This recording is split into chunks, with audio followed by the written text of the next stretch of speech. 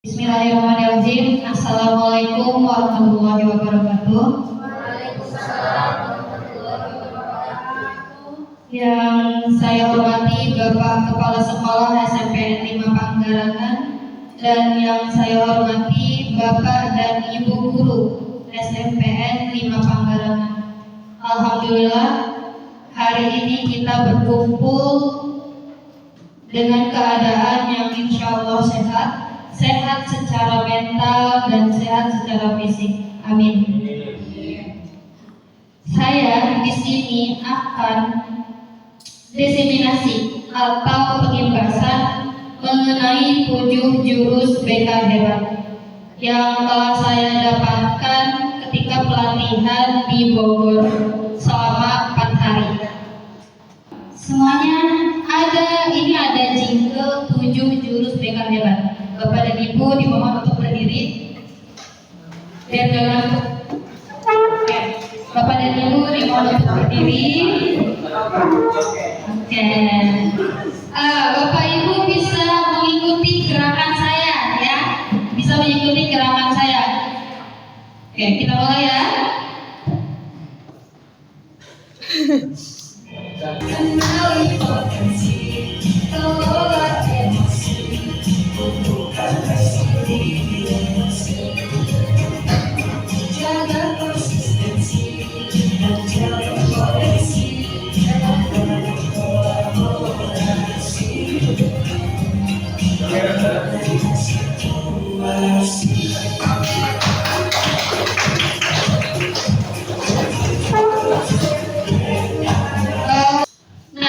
Metode pembelajaran yang digunakan adalah experiential learning. Bapak Ibu sudah tidak asing ya dengan metode ini, di mana metode ini kita belajar secara berpengalaman langsung, ada refleksi dan aplikasi. Ya. Nah, ARPA adalah sistem dari experiential learning. ARPA ini adalah aktivitas, R-nya refleksi, K-nya konsep, dan A-nya adalah aplikasi. Ini yang pertama aktivitas. Pada bagian ini kegiatan difokuskan agar peserta mendapat pengalaman langsung. Aktivitas bisa dilakukan dengan melalui permainan, role play atau bermain peran, menonton video, menonton podcast, membaca komik, cerita dan lain-lain. Artinya murid itu sebelum belajar, sebelum melakukan refleksi melakukan aktivitas terlebih dahulu. Kemudian refleksi. Setelah melakukan aktivitas, murid diajak untuk melakukan refleksi. Apa yang telah dikerjakan oleh murid pada saat aktivitas tadi? Apa hambatannya? Apa maknanya? Diajak refleksi. Kemudian konseptualisasi. Nah, pada bagian ini barulah dimasukkan materi. Yang terakhir adalah aplikasi. Setelah ketiga ini dilaksanakan, yang terakhir langsung penerapannya secara nyata pada kehidupan. Ya, langsung aplikasi. Oke, yang pertama yaitu jurus 1, kenali potensi. Guru dibekali kemampuan untuk membantu peserta didik untuk mengenal minat dan bakat diri secara sistematis. Selanjutnya, jurus kedua, kelola emosi. Nah, pada jurus ini saya pun harus belajar lebih dalam ya, kelola emosi. Guru dilatih untuk membantu peserta didik mengenali, memahami dan mengelola emosi secara sehat yang krusial untuk perkembangan sosial emosional peserta didik. Kita menerapkan model pembelajaran ARPA dulu ya Bapak Ibu. Ya, experiential learning tadi kita terapkan dulu.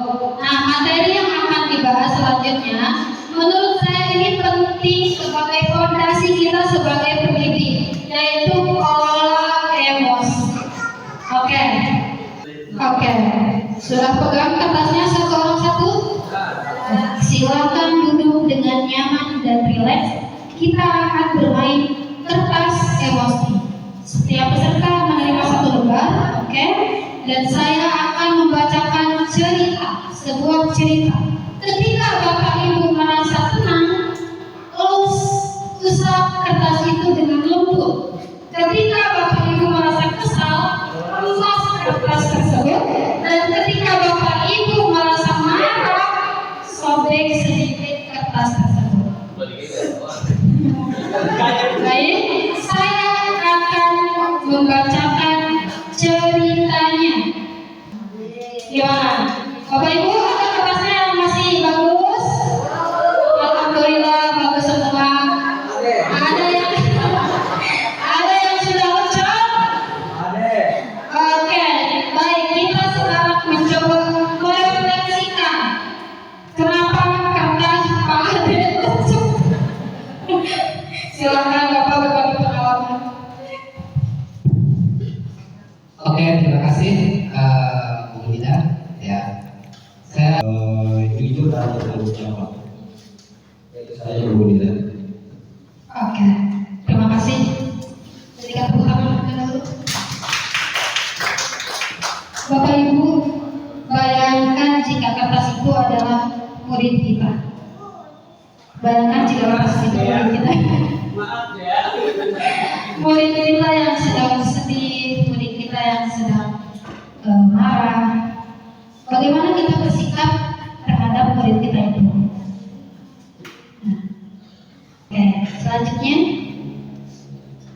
Nah, di sini kita akan menonton video ya tentang jenis emosi dan cara mengelola emosinya. Kita lihat dulu sebentar ya Bapak Ibu. Nah, Bapak Ibu, termometer apa stabilizer? Stabilizer, alhamdulillah. Yang bener. Lima dari termometer. Masalah kilometer. Oke, selanjutnya self awareness atau mengenali peta emosi. Awareness itu adalah menyadari ya Bapak Ibu. Jadi emosi itu ada berapa ini Bapak Ibu? 1, 2, 3, 4, 5, 6. Ada 6. Excited. Apa itu Bu? Semangat. Otak di dalam otak kita ada otak neokortex, limbik dan reptil.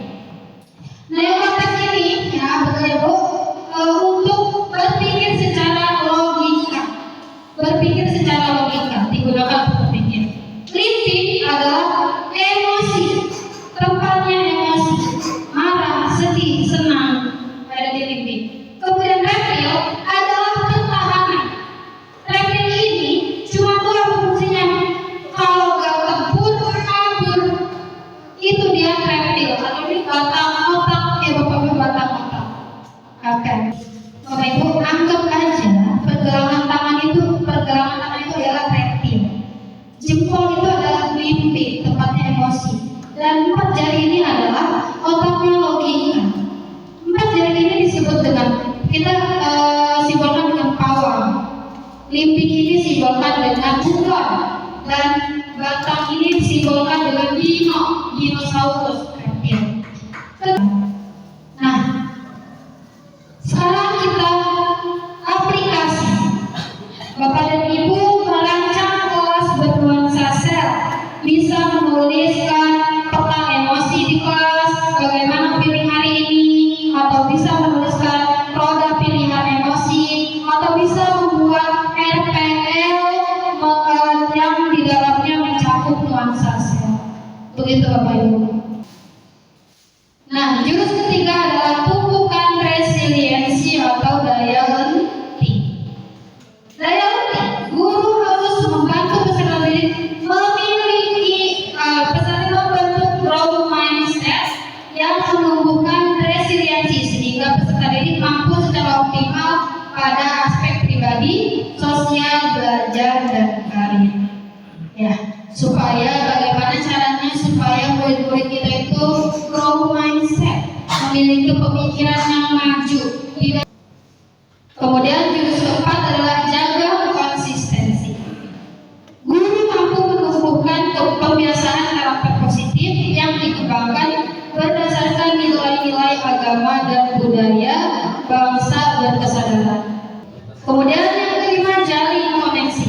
Guru BK dan guru non BK mampu menjalin koneksi dan melakukan komunikasi empatik dalam upaya memberikan dukungan awal kepada peserta didik sesuai dengan kebutuhan psikososial. Nah, jurus ke-6, bangun kolaborasi. Guru menguasai kompetensi sebagai penghubung partisipasi semesta antara keluarga, sekolah, masyarakat, dan media serta berbagai pihak dalam melaksanakan proses bimbingan karakter dan pengembangan potensi peserta didik secara maksimal. Jurus terakhir adalah menata situasi. Guru mengoptimalkan peran seluruh ekosistem sekolah dalam menciptakan iklim sekolah yang aman, nyaman, dan menggembirakan. Kurang lebihnya mohon maaf. Semoga ini bermanfaat untuk kita. Wassalamualaikum warahmatullahi wabarakatuh.